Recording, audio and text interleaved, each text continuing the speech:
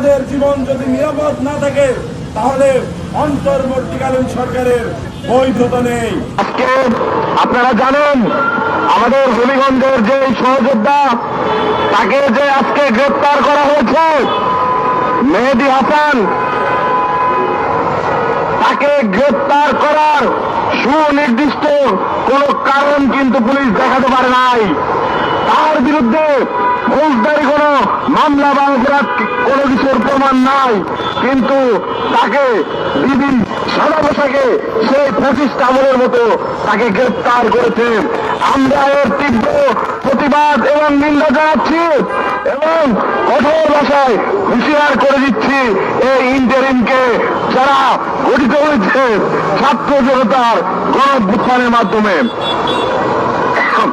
এবং যেই হবিগঞ্জ জেলায় 9 জনকে গান পয়েন্টে নিয়ে এই এসআই সন্তোষ হত্যা করেছে, সেই এসআই সন্তোষ গণঅভ্যুত্থানের মাধ্যমে ছাত্র জনতার পরে সঠিক শাস্তি পেয়েছে বলে আমরা বিপ্লবীরা মনে করি।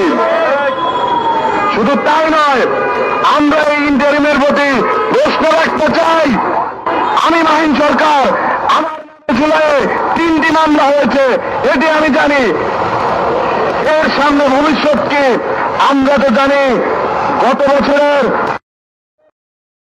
মোহাম্মদ ইউনূস সংসদ ভবন এলাকায় তিনি জুলাই ঘোষণাপত্র পাঠ করেছেন, সেখানে আমাদের দায় মুক্তির কথা আছে, আমাদের দায় মুক্তির কথা আছে। বাংলাদেশের সকল পলিটিক্যাল পার্টির নেতারা খুশি মনে গিয়ে সেখানে জুলাই সনদে স্বাক্ষর করেছে।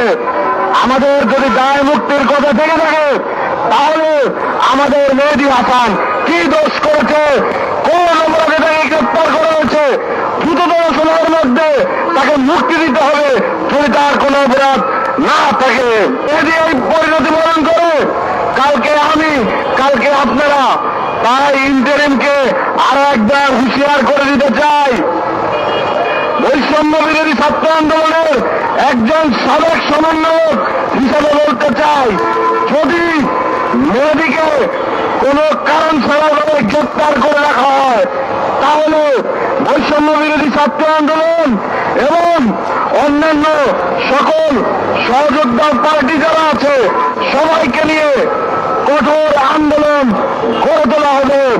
আমরা চাই অন্তর্বর্তীকালীন সরকার তার দায়িত্ব যথাযথভাবে পালন করুক। তার দায়িত্ব কেবল নির্বাচনে সীমাবদ্ধ নয়। আমাদের জীবন যদি নিরাপদ না থাকে তাহলে অন্তর্বর্তীকালীন সরকারের কোনো প্রকারের কোনো বৈধতা নেই।